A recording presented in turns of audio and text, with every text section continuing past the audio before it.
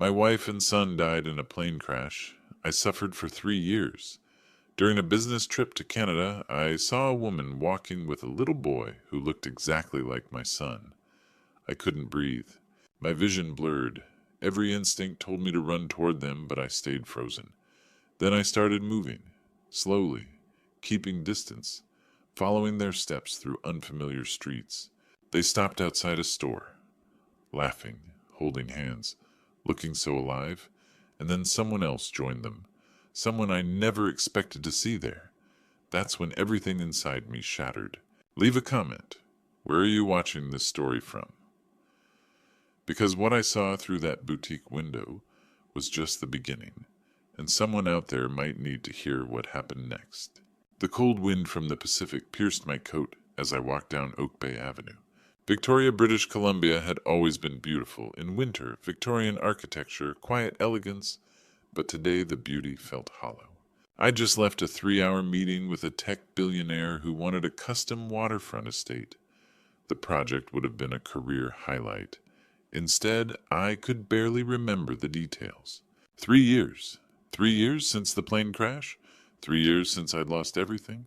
I stopped in front of an upscale children's boutique, intending to buy something for my colleague's daughter back in Connecticut.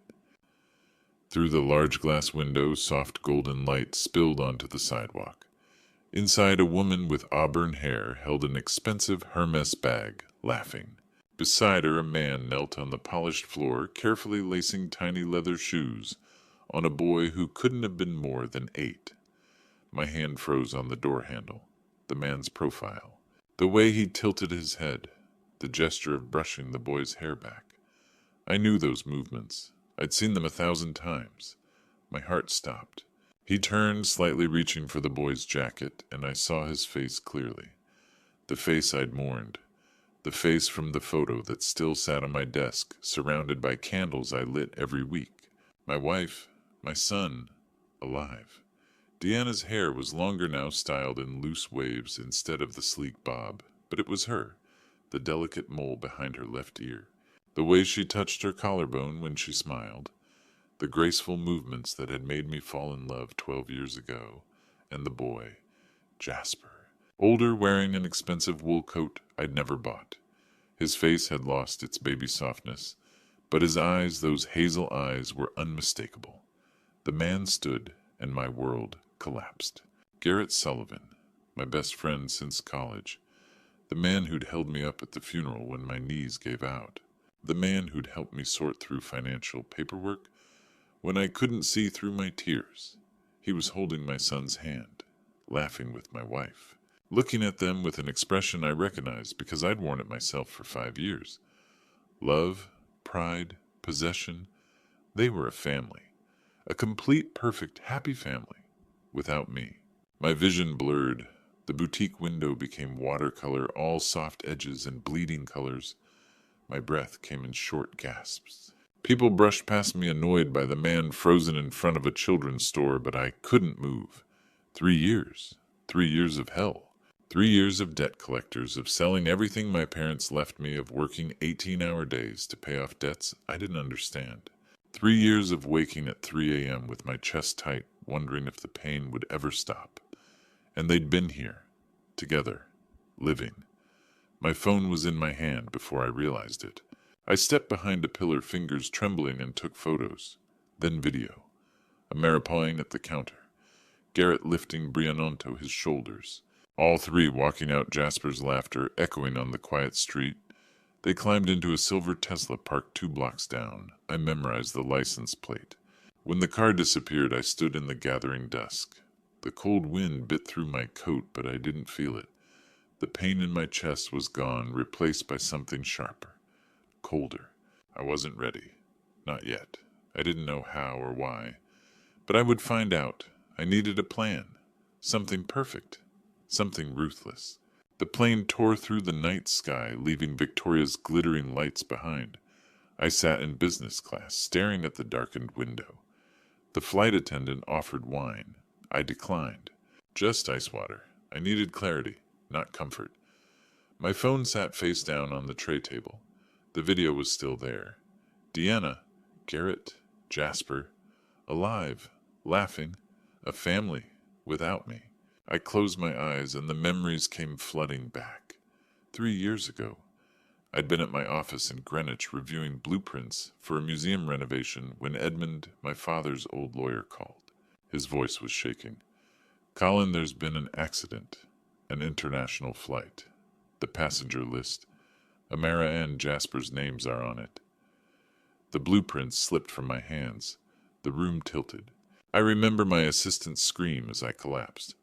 I woke up in Greenwich Hospital 6 hours later, Edmund standing by my bed, his face gray. "They haven't recovered any. They're still searching." But I already knew. My wife and son were gone. The funeral was held 2 weeks later. There were no bodies to bury, just photos, flowers, a church filled with people I barely recognized. I stood at the front staring at Deanna's portrait, her bright smile, the way her hair caught the light, and felt nothing. My body was there, but I was somewhere else, somewhere cold and empty. Garrett had held me up when my knees gave out. His hand gripped my shoulder steady and warm. "I'm here, brother," he'd said. "Whatever you need, I'm here." I'd believed him. 2 weeks after the funeral, the debt collectors came. 3 men in dark suits appeared at my door on Round Hill Road. They had documents, loan agreements, wire transfers, signatures, all with Deanna's name. $5.5 million, borrowed from private lenders in the Cayman Islands, for what they wouldn't say. "Your wife guaranteed these loans with your joint assets, Mr. Dawson. The debt transfers to you." I'd stared at the papers, uncomprehending. Amarahad never mentioned loans. We'd been comfortable. Not wealthy, but stable. Why would she borrow millions? My father, Bernard, had tried to help. He'd spent hours on the phone with lawyers disputing the documents. The stress sent him to the hospital a week later. He survived, but something in him broke. He aged a decade in days. My mother, Judith, stopped sleeping, stopped eating. She sat in Jasper's room for hours, clutching his stuffed bear, whispering his name. I sold everything. The townhouse in Manhattan went first, then my Porsche, then my shares in the architecture firm I'd helped build. I worked 18-hour days, taking every commission I could find, bleeding myself dry to pay off debt I didn't understand. Garrett had appeared during those months, offering to help with the finances. "Let me look at the books, buddy," he'd said. "I know people. I can restructure this." I'd been grateful, desperate. I'd given him access to everything.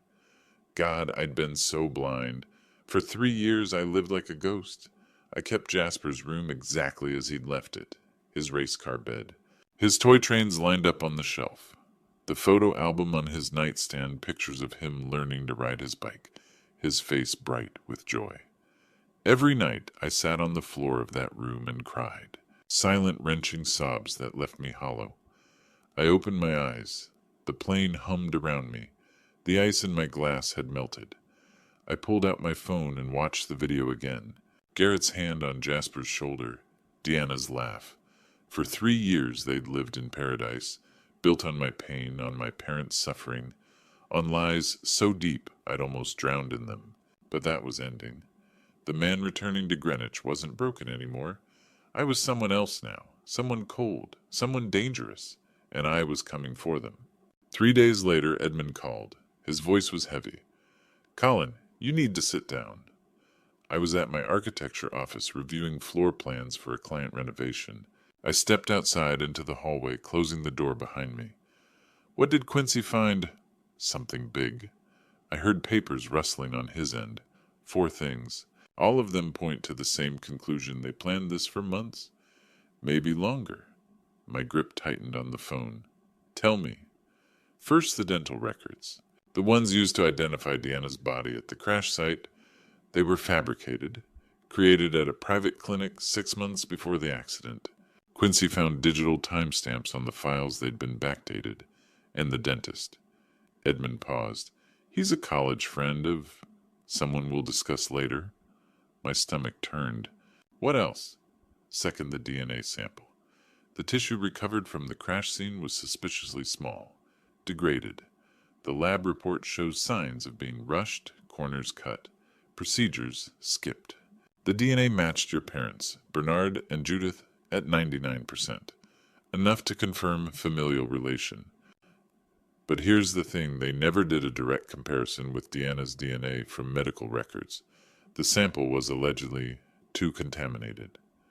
I leaned against the wall, my legs suddenly weak. They faked the body, or used someone else's, Edmund said quietly. We don't know yet. Jesus Christ. Third, the life insurance. Great Northern Life Insurance, the $10 million policy. They haven't paid out, not a cent. They've been investigating on their own since day one. Too many red flags. Insufficient evidence of actual death. They're holding the money, pending resolution. $10 million. The policy Amara had taken out 2 years before her death. The one I'd forgotten about in my grief. Why didn't they tell me?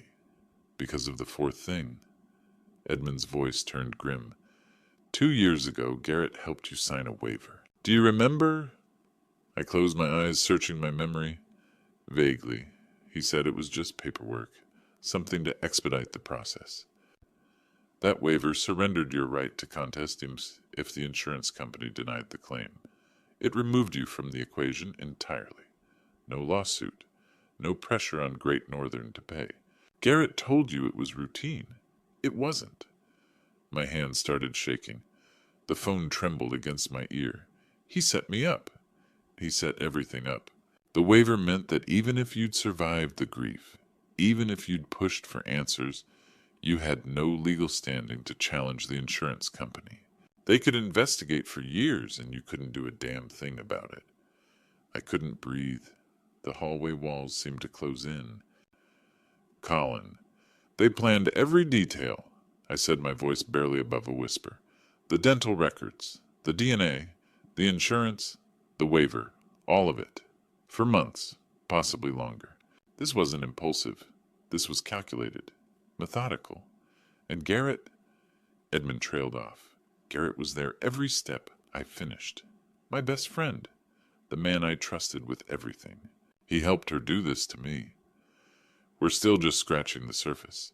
Quincy needs more time to trace the money, identify accomplices, figure out how they got bodies or body parts onto that plane. I stared at nothing, my mind racing. Dental records created 6 months in advance. DNA samples too degraded to verify. An insurance policy held hostage by a waiver I'd signed without understanding. Edmund, I said slowly, if they faked the DNA, whose body was it? Or was there no body at all?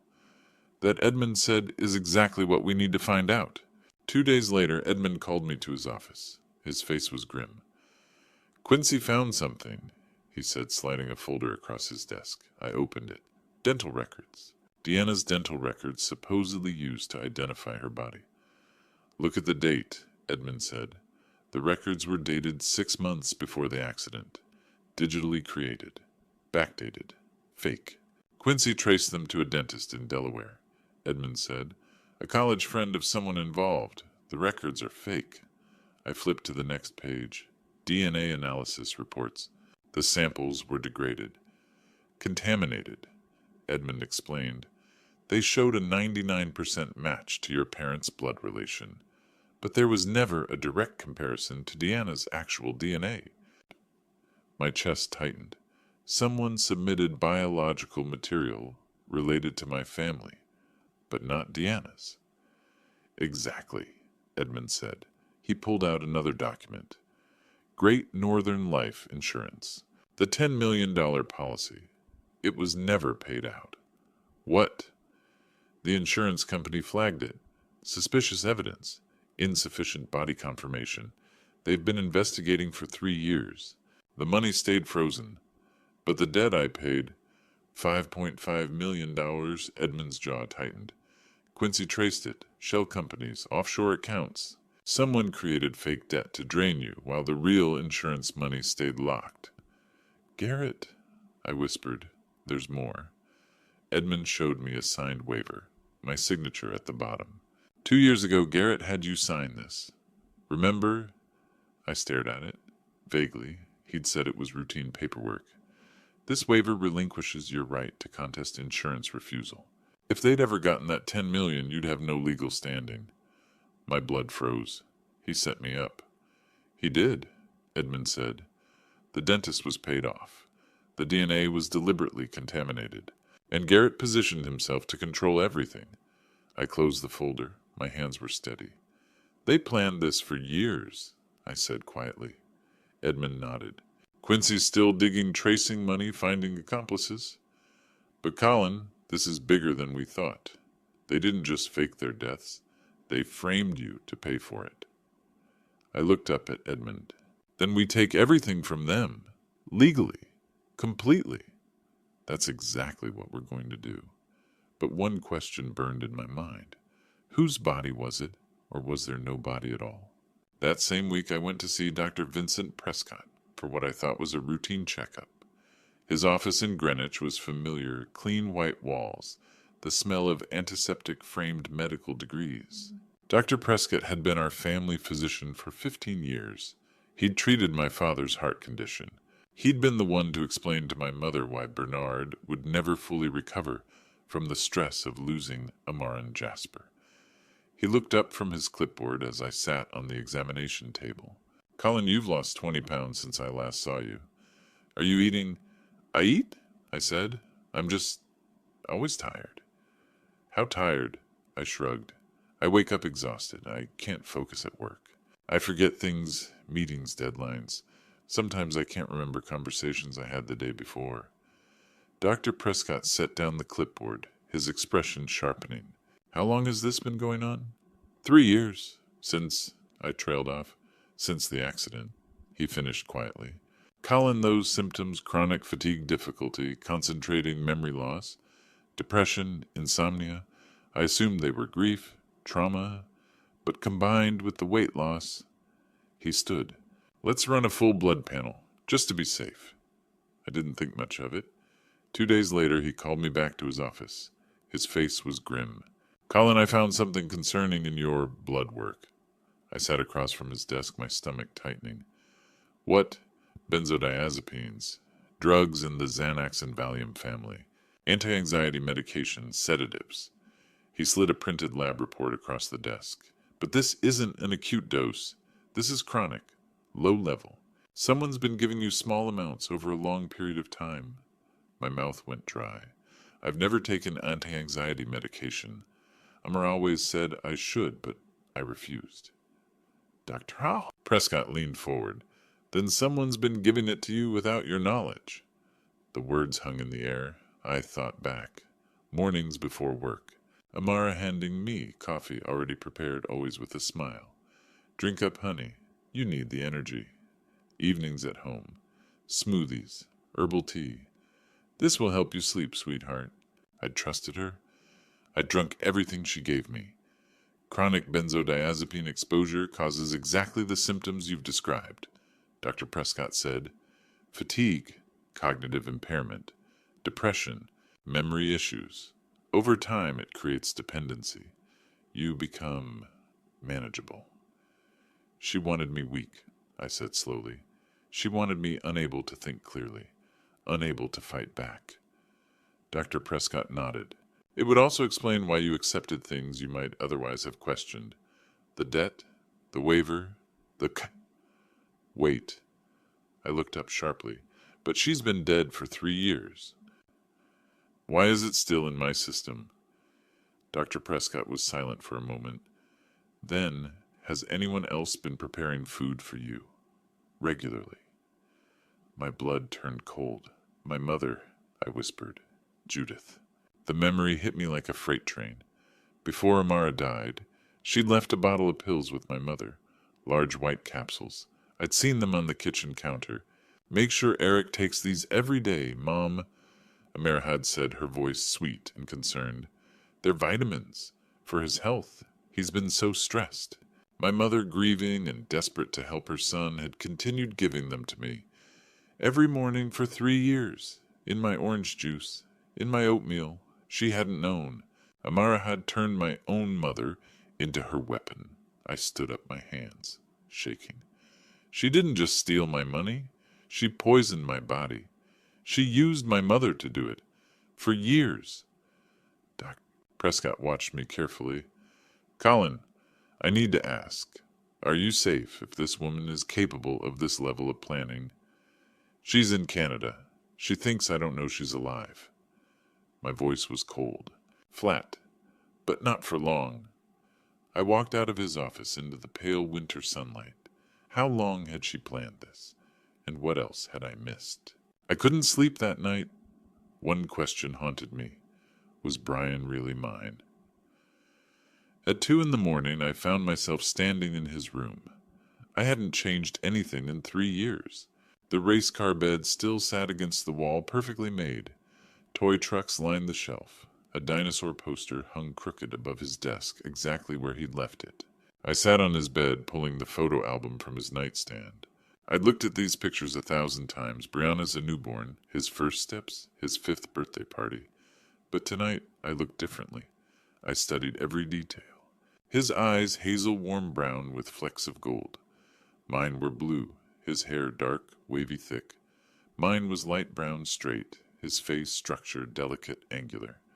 Like Deanna's, his smile. I stopped. Whose smile was that? The question felt like betrayal. I'd been there when he was born. I'd held him in the delivery room. I'd changed his diapers, taught him to walk, sat through hours of Sesame Street. But what if Deanna's lies went deeper than I'd imagined? I hated myself for thinking it. But I couldn't stop. I walked to the bathroom attached to his room. His toothbrush still sat in the holder, a blue one with a cartoon spaceship on the handle. I'd kept it, couldn't throw it away. I took it, then pulled a strand of my own hair. The next morning, I sent both to a private lab with instructions for a confidential paternity test. The next 7 days were the longest of my life. I worked like a robot, moving through meetings without hearing a word. Every time my phone buzzed, I jumped. Every email made my heart race. At night, I sat in Jasper's room and whispered the same prayer. Please let him be mine. Please. 1 week later, the envelope arrived at Edmund's office. I drove to Stamford with my hands shaking so badly I nearly ran a red light. Edmund was waiting the unopened envelope on his desk. Do you want me to open it? He asked gently. No. My voice was hoarse. I need to see it myself. I picked up the envelope. It felt impossibly light. How could something so small hold so much weight? I tore it open, pulled out the pages. Read the first line. Paternity test results. Then the second alleged father, Eric Dawson, child Brian Dawson. Probability of paternity, 0.0%. Eric Dawson is excluded as the biological father. The words blurred. I read them again, hoping I'd misunderstood. 0%. Not my son. Not my blood. Colin! Edmund's voice came from far away. I'm so sorry. I sat down slowly. I didn't cry, didn't yell, just sat there staring at the paper. I raised another man's child, I said finally. My voice sounded strange, flat, empty. Edmund said nothing. For 5 years I loved him with everything I had. I taught him to walk, to talk, to laugh. My hands tightened on the paper. I was there for his first word, his first step, his first day of school. And they took him from me, not because he was my blood. I looked up at Edmund, but because hurting me was the point. Edmund leaned forward, his expression pained. We can use this. If Brian isn't biologically yours, you have no legal obligation, no custody rights. We can lie. No. I stood up. My voice was cold now, sharp as glass. I raised him. I was his father for 5 years. Blood or no blood, he's still my son. Edmund stared at me. I'm getting him back, I said quietly. Not for revenge, not to hurt Deanna, but because that little boy deserves a father who actually loves him, who doesn't see him as a weapon. The court won't. I don't care what the court says. I folded the paper carefully, sliding it back into the envelope. Brianna's mine, in every way that matters. I turned toward the door, then stopped. Edmund, I said, I want to know who is Jasper's biological father. A few days after I received Jasper's DNA results, I called Quincy. I need to know who the biological father is. Can you find out? It'll take time. Quincy replied. But if there's a trail, I'll find it. 4 days. 4 days of waiting while Quincy dug through financial records, travel logs, surveillance footage. 4 days of barely sleeping. Then his call came. Colin, I found the answer, and it's worse than you imagined. An hour later, I sat across from him at a quiet coffee shop in Greenwich. Quincy was 68, a former FBI agent turned private investigator. He opened his laptop, his expression dark.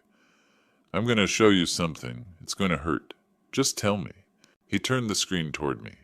Garrett Sullivan has a secret account in the Cayman Islands. GS Holdings, LLC. Over the past 3 years, it's received $4.5 million. My stomach turned. From where? Shell companies in Delaware, the same companies that claimed you owed them money. He pulled up another document. The $5.5 million you paid went through those shell companies into the Cayman account, then transferred to Canada. Oak Bay, Victoria. The room tilted. There's more. Flight records. Garrett's flown to Victoria 32 times over the past 5 years, every 2 months. Started 6 years ago. 6 years ago, when Amara was pregnant with Jasper. Quincy clicked to another file. Hotel surveillance from the Fairmont Empress in Victoria. 6 years ago, Garrett checked in with a woman. Facial recognition identified her as Deanna.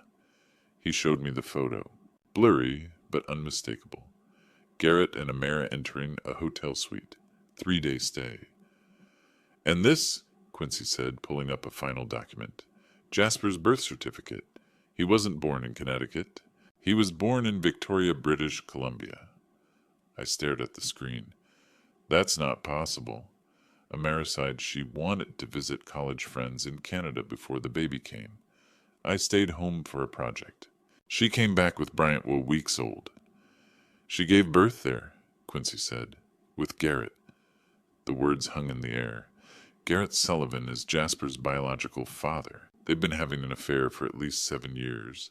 The pregnancy, the plane crash, the debt, all planned. Together. I couldn't speak. Colin.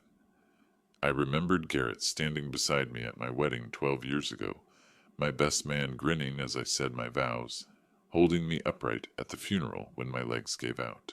3 years of him showing up with coffee, with sympathy, with the same goddamn face that had lied to me for 7 years. He had a key to my house. He'd checked on things whenever I traveled.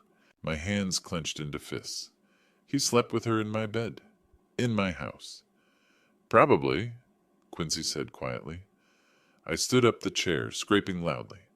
Other patrons glanced over. I didn't care. My best friend, the man who stood beside me at my wedding. He fathered a child and watched me raise his son for 5 years, like some sick joke. Edmund, sitting silently at the table, leaned forward. Colin, I know this is painful, but I want them to pay. I said, my voice cold and flat. Not just prison. I want them to lose everything. The way I lost everything.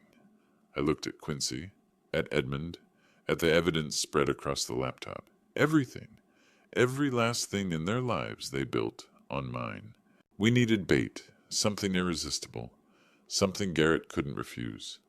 A week after Quincy's revelations, the 3 of us sat around Edmund's conference table. The coffee had gone cold. Papers covered every surface bank. Records, flight logs, surveillance photos. Edmund leaned back in his chair. We have evidence, but we need Garrett back on American soil to arrest him. Canada won't extradite for fraud. We need him to come willingly, Quincy said. We need bait, I repeated. Something he can't turn down. Quincy looked at me. What does Garrett love more than money? I thought about the man I'd called my best friend for 20 years. Status. Prestige. He always wanted to be a collector. Respected. He has a Porsche collection in Victoria. But his dream car, I paused, a 1967 Shelby GT500. He said he'd pay any price for one. Edmund frowned. A real GT500 is worth $2 to $3 million. We can't afford that.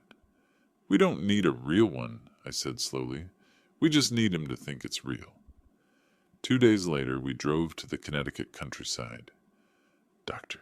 Philip Hendricks lived in a converted barn surrounded by acres of farmland. At 64, he was a retired automotive historian, an expert on classic American muscle cars. He'd been my father's friend.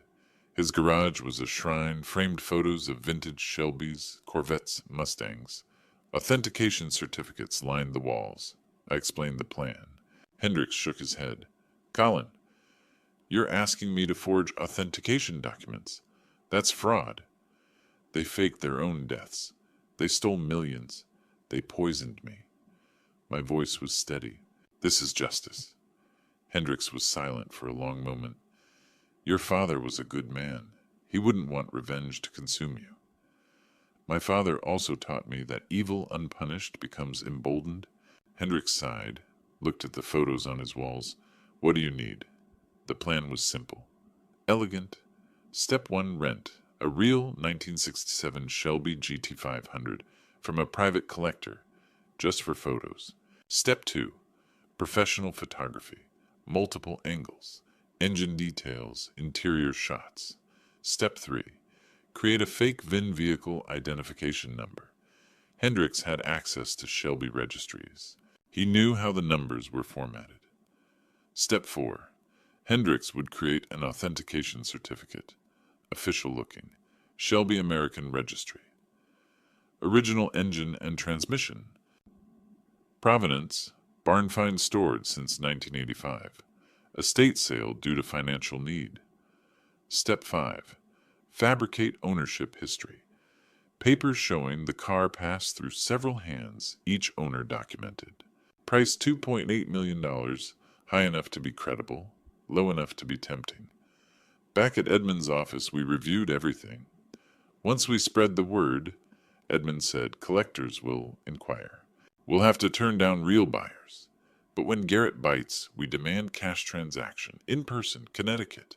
The moment he sets foot in Greenwich, Quincy added, FBI arrests him for wire fraud, money laundering, insurance fraud. Interpol's already building a case. I stared at the photographs of the Shelby. Midnight blue, chrome gleaming. A beautiful machine that for our purposes didn't exist.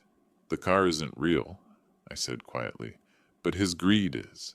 And greed, Quincy replied, will be his downfall. Edmund gathered the documents, sliding them into a folder.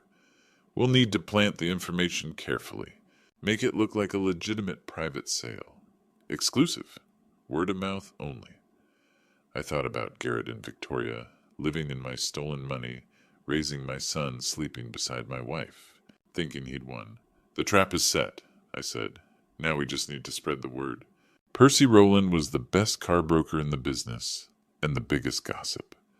A few days after our planning session, I met him at Per Se, the restaurant overlooking Columbus Circle in Manhattan. Expensive lunch. My treat? Percy was 55, sharp-suited, with silver hair and a smile that had closed 1,000 deals. He knew every serious collector on the East Coast. I'd met him years ago through client connections. Eric Dawson. He stood shaking my hand vigorously. Long time no see since that Malibu project. How's life treating you? Busy. Actually, I have a unique opportunity I think you'd appreciate. Percy leaned forward, eyes gleaming. I'm listening. I'm representing an estate sale. Very discreet. Family has a 1967 Shelby GT500. Original owner stored it in '85, never drove it again. Barn find. Under 20,000 miles. Percy's eyes widened. An actual barn find GT500. Those are legends. I slid a folder across the table. Inside photographs Hendricks's authentication certificate. Percy examined everything carefully. Slowly, his fingers traced the edges of the photos. Oh my God, look at that rust patina, the dust patterns. This is real. 2.8 million, cash only. Discreet sale. Percy looked up. Why not auction? Barrett Jackson would go insane for this. Family doesn't want publicity. Tax reasons, you understand. Why you family friend? They trust me to find the right buyer. Can I see it in person? After a serious offer. It's in climate-controlled storage. The family won't move it for looky-loos. Percy nodded slowly. I know 3 buyers immediately. Only share it with serious collectors, people with cash ready. The family wants someone who'll treasure it, not flip it. Exclusive collector circles only. I'll send private inquiries. Perfect. Let me know if anyone's interested. Within 48 hours, Percy had sent emails. Private collector forums, wealthy car enthusiasts, specialty vehicle investment groups. Subject line, once-in-a-lifetime opportunity. 67 Shelby Barn find. He included one teaser photo. Just one. The front quarter panel, dusty and beautiful. The rumors spread like wildfire. I imagined Percy at cocktail parties leaning in conspiratorially. You won't believe what came across my desk. At car shows, whispering to the right people. Completely off-market. Haven't even listed it yet. That's what I'd counted on. Percy couldn't help himself. He was a broker, yes. But more than that, he was a storyteller. And this was too good a story to keep quiet. Within 48 hours, every serious collector on the East Coast knew about the mysterious GT500. And then 3 days after my lunch with Percy, I received an email. The sender, Mr. K.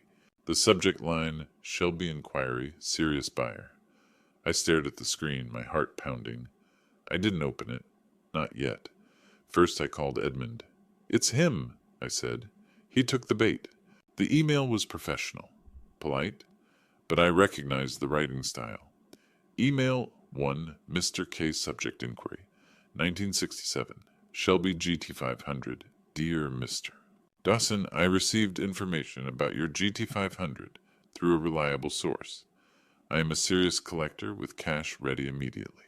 Before proceeding, I require complete VINE, service history documentation, clear photos of engine bay and undercarriage, confirmation of matching numbers. I have been searching for this exact model for years.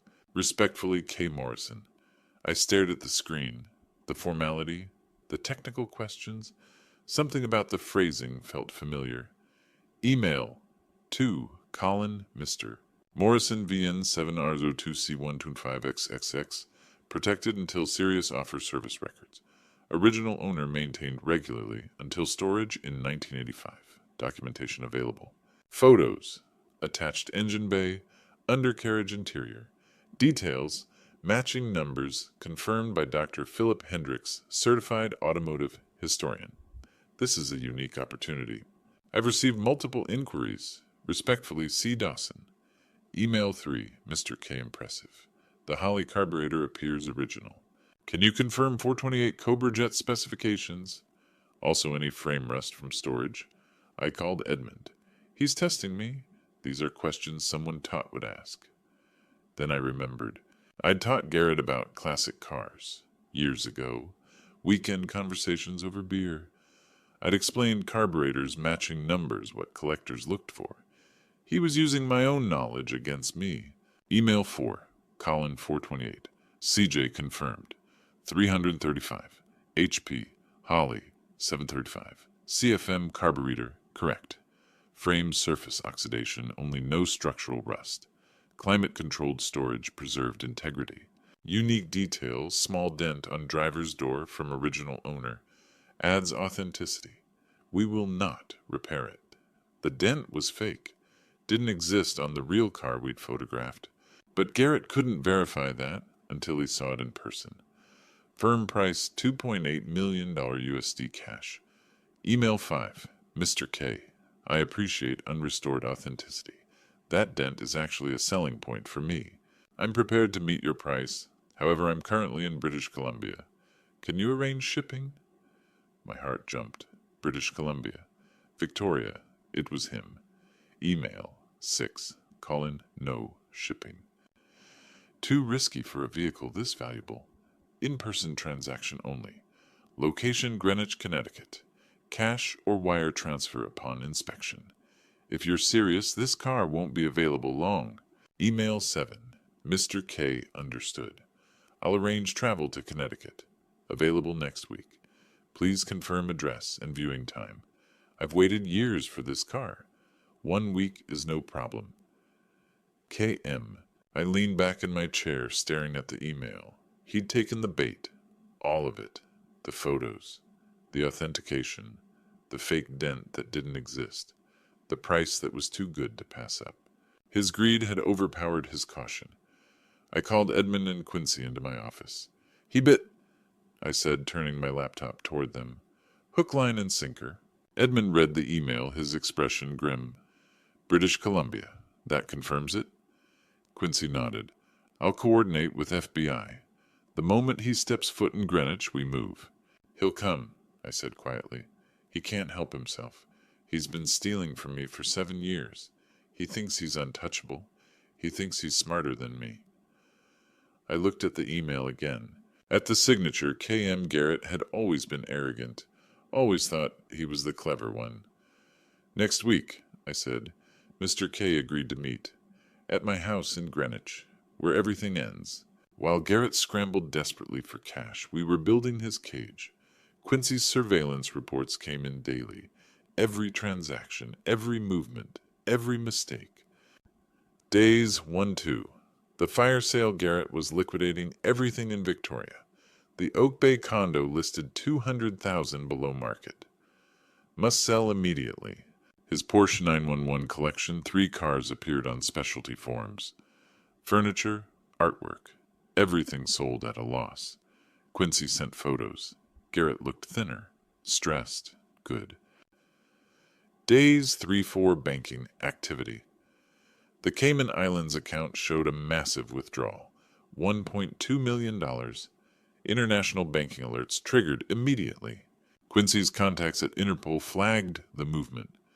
Royal Bank of Canada Victoria branch account closed. Funds wired to a new account. American. He was moving money fast. Too fast. Day 5.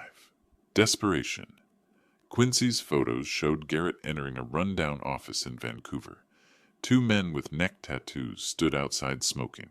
Loan sharks. Garrett borrowed $500,000. 20% interest. Monthly. Collateral Deanna's jewelry. And a promise of a big payout coming soon. I looked at the photos. Garrett shaking hands with criminals. The same man who'd worn a tuxedo at my wedding. He's in over his head, Quincy said. Good, I replied. Day 6. The conversation. Quincy had planted a listening device in Garrett's rental car. The recording came through that evening. Deanna's voice. Why do we need $2.8 million? We have enough. Garrett. This is a once-in-a-lifetime car. It'll triple in value. Deanna, you borrowed money from those people. They're dangerous. Garrett. 1 week, I buy the Shelby, flip it for $6-7 million, pay everyone back. Silence. Garrett. This is our ticket to real wealth, not just comfortable. Rich. I listened to the recording 3 times. His greed, his arrogance, his absolute certainty that he was smarter than everyone else. FBI coordination. Edmund briefed FBI Financial Crimes Unit that afternoon. Agent Sarah Smith reviewed the evidence package. Insurance fraud, money laundering through shell companies, loan shark connections, fraudulent debt creation. We have enough for arrest warrants, she said. We just need him on American soil. He'll be in Greenwich Saturday, 2 p.m. She nodded. We'll be ready. Final report. Quincy's call came Saturday morning. Garrett Sullivan landed at JFK an hour ago, rented a Mercedes S-Class, currently driving north on I-95. ETA Greenwich, 90 minutes. Undercover officers are positioned around your house. Plain clothes, unmarked cars. The moment he's inside and we have confirmation of the transaction attempt, we move. I stood in my living room, looking at Jasper's photo on the mantel. 5 years old. Grinning, missing his front tooth. My phone rang. Edmund. He's 30 minutes out. Are you ready? I looked around the room. The house where Amara had poisoned me. Where Garrett had sat at my table drinking my wine lying to my face. Where it would all end. I've been ready for 3 years. Every transaction was another nail in his coffin. The apartment sale, the Porsche listings, the loan shark meeting, the wire transfers, each one documented, photographed, recorded. The handcuffs were waiting. The house was silent. I had one last thing to do before Garrett arrived. It was 8 p.m. Friday, the night before everything would end. Mom, Dad, can you come to the living room? I need to show you something. Bernard was already there, his wheelchair parked near the fireplace. Judith came down the stairs, worry etched on her face. Colin, you look so serious. What's wrong? Please sit down. Judith sat on the sofa, hands twisting in her lap. Bernard watched me, his eyes alert despite his damaged body. I opened my laptop. This is from last week, Victoria, British Columbia. I pressed play. The video showed Deanna, Garrett, Jasper, in the children's boutique. Alive, together, laughing. Judith's face went white. She stood up, trembling. That's not possible. They're dead. They faked it, I said quietly. All of it. The plane crash, the bodies, everything. Judith staggered back to the sofa, couldn't breathe. Bernard made a wounded sound from his wheelchair, a sob without words. But the funeral, Judith whispered. The DNA. How, falsified records, fake DNA samples, planned for months. And Garrett, her voice broke. Your best friend, is her lover, has been for years. Judith collapsed forward, sobbing. Bernard's face crumpled. I watched my parents break all over again. Then I said what I'd been dreading. Mom, I need to ask you something. She looked up, tears streaming. After Amara died, did she leave anything for you to give me? Judith thought. She left a bottle of vitamins. Said you needed them for stress. Made me promise you'd take one every night. My jaw tightened. Do you still have that bottle? In the kitchen cabinet. Why, I retrieved it. Handed her Dr. Prescott's report. These aren't vitamins. They're sedatives. She was poisoning me. Judith stared at the report, at the bottle, at me. And she used you to keep doing it after she died. The sound that came out of my mother was inhuman, a wail of horror and guilt that seemed to come from her bones. Oh my God! Oh my God! She doubled over. I poisoned my own son for 3 years. I knelt down, wrapped my arms around her. Mom, you didn't know. You're a victim, too. She manipulated you the same way she manipulated me. Bernard was crying silently in his wheelchair, understanding everything. I reached over, squeezed his hand. He squeezed back, weak, but there. Tomorrow, I said, Garrett's coming here. He thinks he's buying a car. He doesn't know it's a trap. The FBI will arrest him. A mayor will be arrested in Canada. Everything ends tomorrow. Judith looked at me through swollen eyes. What about Jasper? Our grandson, my voice caught. He's not my biological son. Judith's mouth opened in shock. But I raised him. I love him.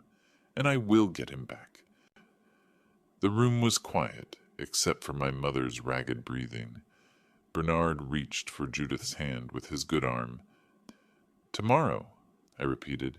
After 3 years. After all the lies. After everything they took from us. Tomorrow, they pay. Judith clung to me, this woman who'd spent 3 years unknowingly poisoning her own child.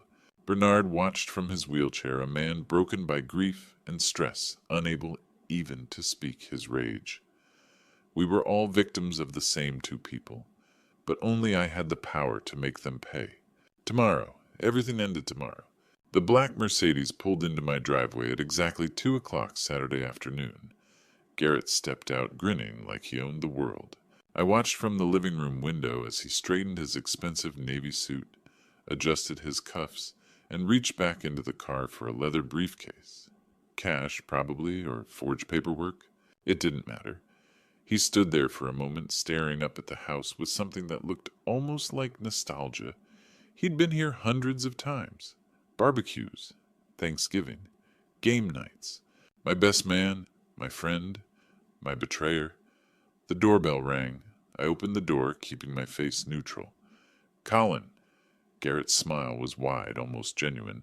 Buddy God, it's been too long. He moved in for a hug. I stepped back. Garrett, I said flatly. Come in. His smile faltered for half a second, then returned. He waved it off with a shrug. Still grieving. I get it, man. I really do. I led him inside, down the hallway into the living room, the same room where we'd watched the Super Bowl in 2019, the same couch where he'd consoled me the day I lost Amara and Jasper, the same armchair he always claimed as his. He sat in it now like he belonged there. Jesus, this place, he said, looking around. So many memories. He leaned back, relaxed, confident. Remember Super Bowl 2019? We got so drunk, Amber kicked us out to the garage. He laughed. God, I miss her, man. I miss both of them. I remember, I said. His eyes softened with fake sympathy. I think about them every day, Colin. I really do. I walked to the bar cart and poured 2 glasses of Macallan 18, his favorite. He noticed. You remembered. He took the glass, swirling it appreciatively. You always had good taste. He took a long sip. I didn't touch mine. I just watched him. So, Garrett said, setting his glass down on the side table, let's talk about this Shelby. I've been dreaming about it all week. He leaned forward, eyes gleaming. A barn find GT500. That's the holy grail, Colin. I can't believe you found one. Life's full of surprises, I said. He grinned. Damn right it is. I sat down across from him, elbows on my knees. So how's life in British Columbia? Garrett froze, just for a second. Then he recovered smooth as ever. British Columbia. Your email, I said evenly. K. Morrison, Victoria, BC. Oh, right, yeah. He laughed, but it sounded hollow. I moved out there after everything. Needed a fresh start. Fresh start, I repeated slowly. Interesting choice of words. It's cheaper than here, he said quickly. Better pace of life, you know. I can imagine. I tilted my head. Made any new friends? Settled down? Started a family? Garrett's smile tightened. Nah, still single. You know me, married to the job. Right, I said. The job. He shifted in his seat. Why all the questions, man? Let's talk about the car. Where is it? Can I see it? I set my glass down on the coffee table. Slowly, deliberately. Then I leaned forward, my eyes locking onto his. Garrett, I said quietly, should we talk about the car? I paused. Or should we talk about Amar and Brian first? The glass slipped from Garrett's hand. He caught it at the last second, whiskey sloshing over the rim onto his expensive suit. The color drained from his face. His mouth opened, closed, opened again. Finally, he stammered, Colin, what the hell are you talking about? I didn't blink. I didn't move. You know exactly what I'm talking about. His hand froze halfway to his lap, still clutching the glass. His jaw worked, but no sound came out. Sweat beaded at his temple. Colin, his voice cracked. I can explain. I didn't let him explain. I showed him the truth, piece by piece. It was 2:15 p.m. 15 minutes since Garrett walked through my door. I opened my laptop, turned it toward Garrett, and pressed play. The video from Victoria filled the screen. Garrett kneeling on the sidewalk, tying Jasper's shoe. Amara smiling down at them, her hand resting on Garrett's shoulder. The 3 of them laughing, a family. Garrett's face went white. He stared at the screen, frozen. There was no denying what he was seeing. Colin, he said hoarsely, it's not what you think. Isn't it? I said coldly. Because to me it looks like my dead wife and my dead son. I leaned forward. With my best friend. He opened his mouth, but no words came out. I slid a thick folder across the table. Quincy Donahue is very thorough, I said. Garrett flipped it open with shaking hands. Bank statements from the Cayman Islands. Money trail shell companies to Cayman to Victoria. Flight records, 32 trips to Victoria over 5 years. Hotel surveillance photos, Garrett and Amara together 6 years ago. You investigated me, he whispered. You faked your death? I said. What did you expect? His phone rang. The caller ID flashed Vancouver. He reached to silence it, but I stopped him. Answer it, I insist. He stared at me, then at the phone. Finally, with trembling hands, he answered and put it on speaker. A rough, brutal voice filled the room. Mr. Sullivan, we have a problem. The cops are asking about our loan. You said this was clean money. If you lied to us, you're a dead man. The line went dead. Garrett dropped the phone. How did you... I stood and walked to the fireplace. I know about the money, I said quietly. The fake accident. All of it. I reached into my jacket pocket and pulled out a folded paper. I tossed it onto the table. But there was one thing I needed to confirm. He picked it up. His eyes scanned the page. DNA test results. Probability of paternity, 8%. Brian isn't my son, I said. He's yours. Garrett went completely still, and then he laughed. A bitter, vicious laugh. You really thought Brian was your son, he said, standing. His mask was gone now. God, Colin, you're pathetic. I watched you play daddy to my boy for 5 years, teaching him to ride a bike, reading him bedtime stories. My son. It was worth every damn second. My hands clenched into fists, but my voice stayed cold. You're right. He's not my blood. But I was there for his first word, his first step. Where were you, Garrett, hiding like a coward? You donated sperm. I was his father. The front door burst open.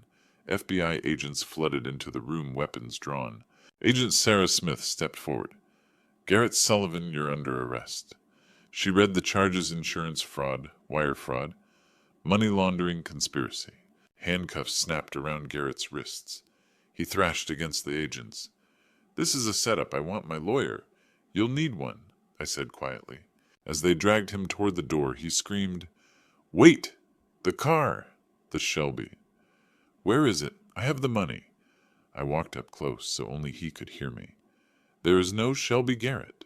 Just like there was no friendship. Only lies. His face collapsed. Total devastation. They hauled him out the door and his voice echoed down the driveway. You bastard, that car was real? The house fell silent. Edmund stepped out from my office.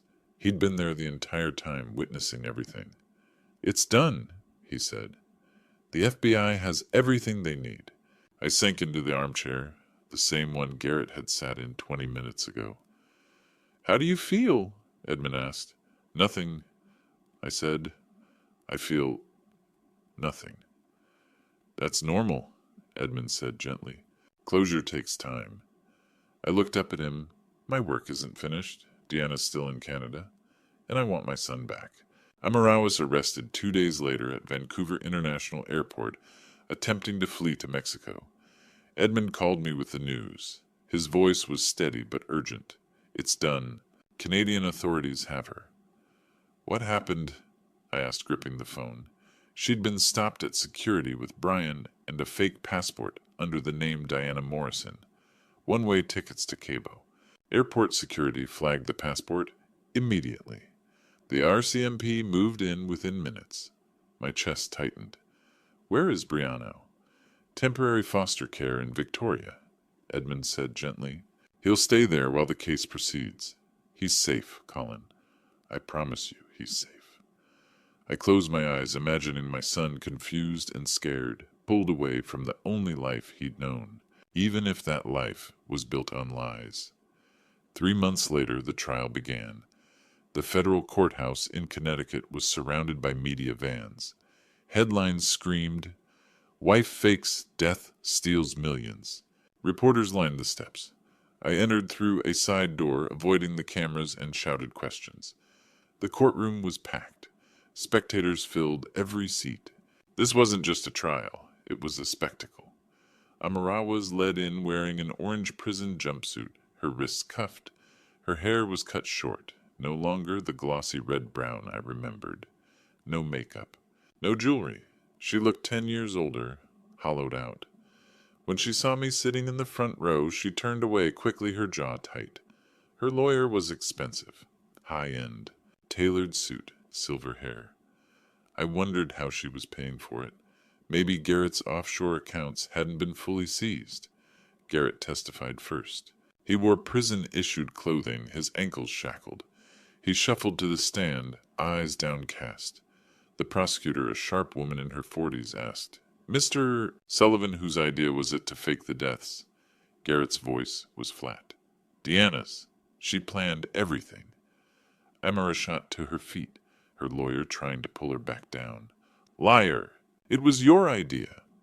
The judge, a gray-haired man with wire-rimmed glasses, slammed his gavel. Order Miss Dawson sit down, or you will be removed. Garrett continued, his voice emotionless. She wanted out of the marriage. She wanted the insurance money. I loved her. I went along with it. He was trying to minimize his role, paint himself as the lovesick fool. The jury didn't look convinced. Several of them stared at him with disgust. Then it was my turn. I took the stand, calm and composed. I'd practiced this with Edmund. I described the poisoning in detail, the chronic fatigue, the memory loss, the years of thinking I was losing my mind. I described the fake debt, the relentless creditors, the 3 years of hell. Then I held up a photo of Jasper, 5 years old, grinning on his bike.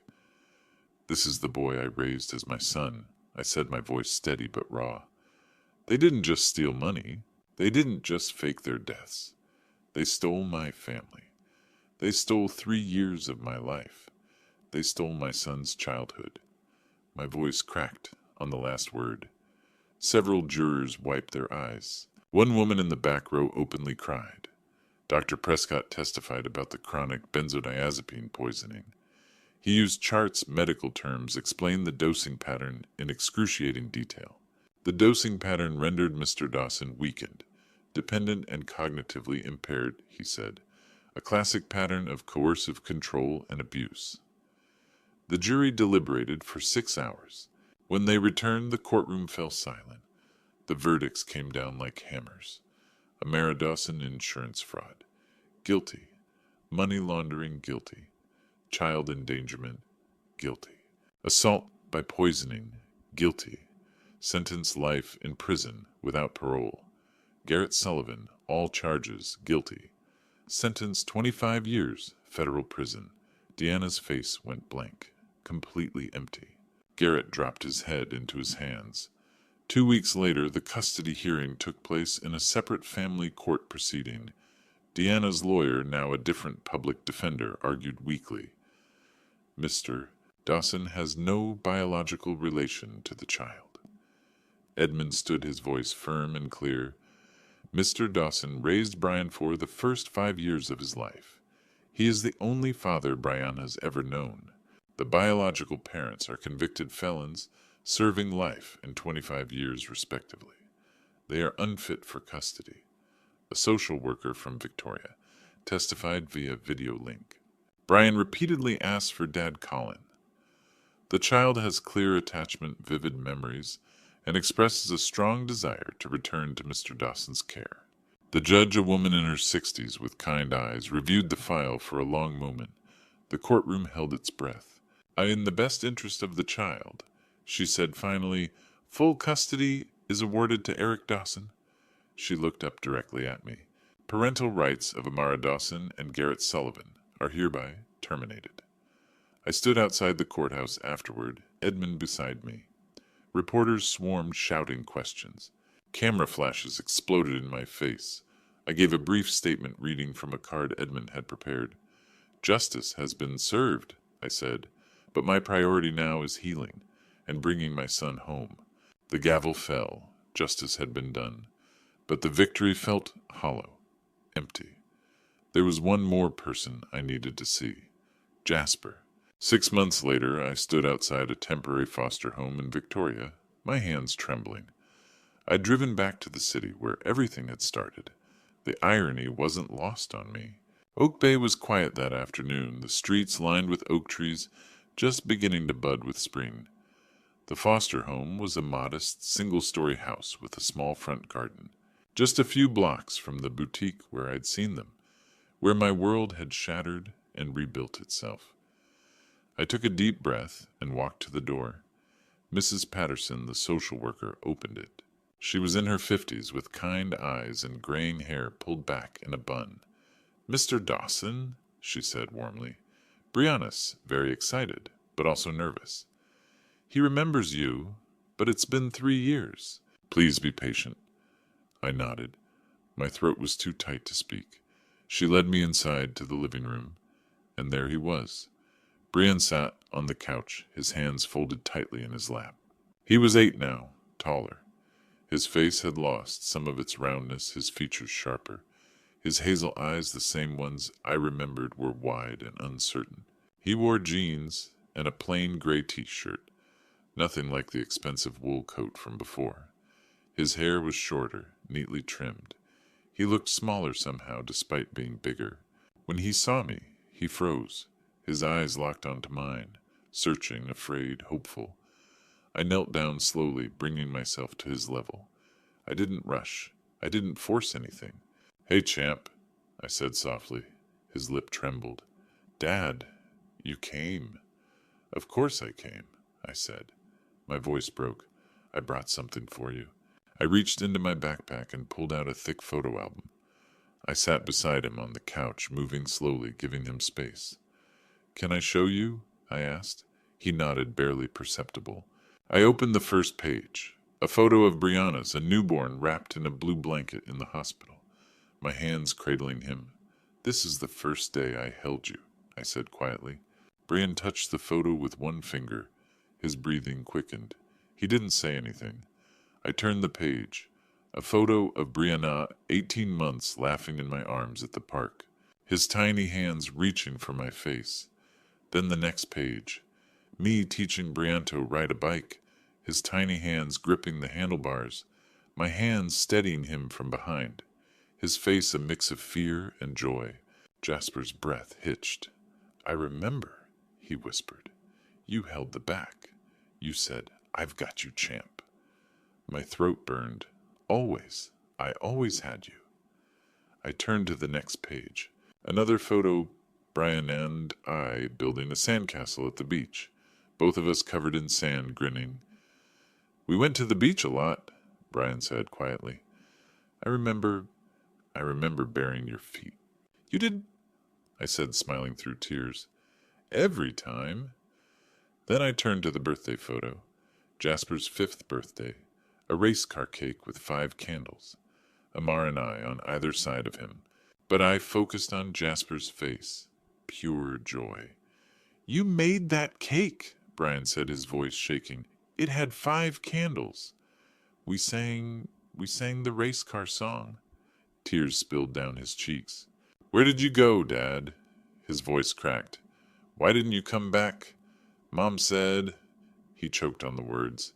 "She said you didn't want me anymore." I pulled him into my arms. The first physical contact. He didn't resist. He collapsed against me, sobbing. "That was a lie, Jasper," I said, my voice breaking. "I never stopped wanting you. Your mom, she did something wrong. She had to go away. But I looked for you every single day. Every single day. I never stopped being your dad." He pulled back slightly, looking up at me with red, swollen eyes. Are you my real dad?" I held his gaze. I didn't lie. "You know what?" I said. "I raised you. I love you. That makes me your real dad." He stared at me for a long moment, processing. Then he whispered, Can I come home with you?" My chest tightened so hard I thought it would break. "That's why I'm here, champ. If you want to, we're going home. Together." He nodded, crying harder now. Then he threw his arms around me, burying his face in my shoulder. "I missed you so much," he sobbed. I held him tight, finally letting myself cry. "I missed you too, buddy. Every single day."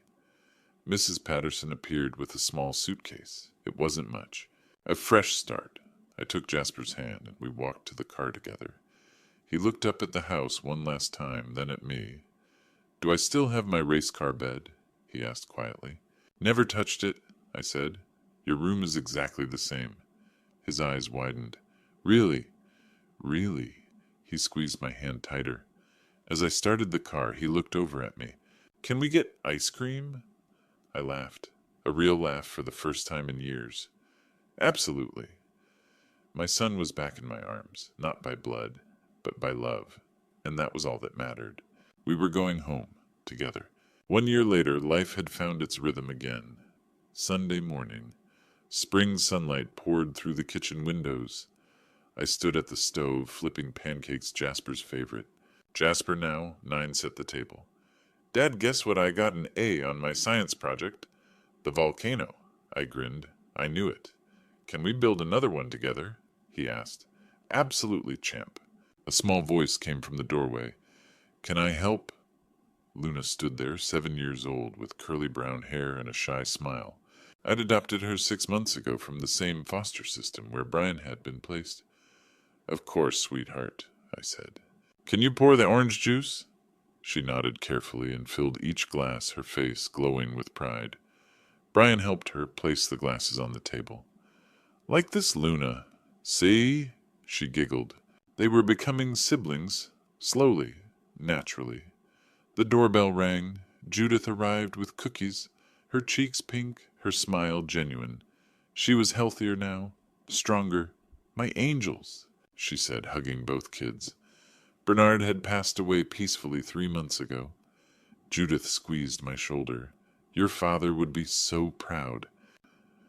That afternoon I watched Brian teach Luna to ride a bike, the same bike I'd taught him on. I've got you, Luna, Brian called, steadying the seat, just like Dad held me. Luna wobbled, laughed, and kept trying. I stood back, letting Brian lead. Judith stood beside me. You gave them a family. They gave me a family, I said quietly. That evening I tucked the kids into bed. Brian looked up at me. Dad, you'll teach Luna to ride tomorrow, right? Of course, champ, I said. That's what dads do. We take care of our family. I love you, Dad. I kissed his forehead. I love you too, buddy. Always. Later I sat on the back porch with coffee. The stars were coming out. I thought back to that winter day in Victoria. How broken I'd been. How far I'd come. I'd lost everything. My wife, my money, my trust. But I'd gained something far more valuable, the truth, and a family built on love, not lies. Blood doesn't make a family, love does, and justice, though slow, always finds its way home. Dad, Jasper's voice called from inside. Come see the blanket fort we made, I smiled, a real smile. Coming, I called back. I stood, walked inside, and closed the door behind me. Some endings are beginnings, and some families are chosen. I had both. Reflecting on everything that happened, there's something crucial I need to share. Don't make my mistakes. I gave trust without question. I overlooked warning signs because my heart was fully invested. I chose to believe promises instead of watching behavior. It almost ruined me completely. The Lord showed me warnings, exhaustion I couldn't explain, nagging suspicions, instances when my gut screamed danger. Yet I pushed them aside. When the Lord shut every opportunity during those nightmare years, I believed I was forsaken. Instead, He was strengthening me. When the moment arrived, the Lord reunited me with my boy. These are my takeaways. Believe but confirm. Affection shouldn't equal gullibility. Review the paperwork. Demand answers. Investigate when things don't add up.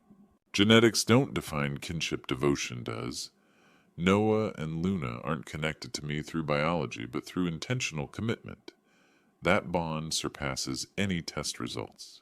Accountability arrives slowly, yet surely. I wanted immediate revenge, but strategic patience and solid proof secured their convictions. Legal justice endures. Hold on to the people who matter. Nearly losing Noah for 3 years destroyed me inside, yet I refused to quit looking. This goes beyond typical grandfather's tales you swipe past mindlessly. This represents my authentic experience, one that stripped everything away before returning it transformed. Grandfather's tales like this carry weight beyond mere distraction. Each authentic experience shared here serves as both cautionary reminder and teaching moment. These grandfather's tales exist precisely so others avoid repeating my suffering. Real grandfather's tales change lives. The most powerful grandfather's tales come from pain. This authentic experience is mine to share. If this resonated with you, drop your thoughts in the comments. Forward this to anyone facing similar struggles. Hit subscribe so this reaches people who desperately need these lessons. Perhaps what broke me can shield you.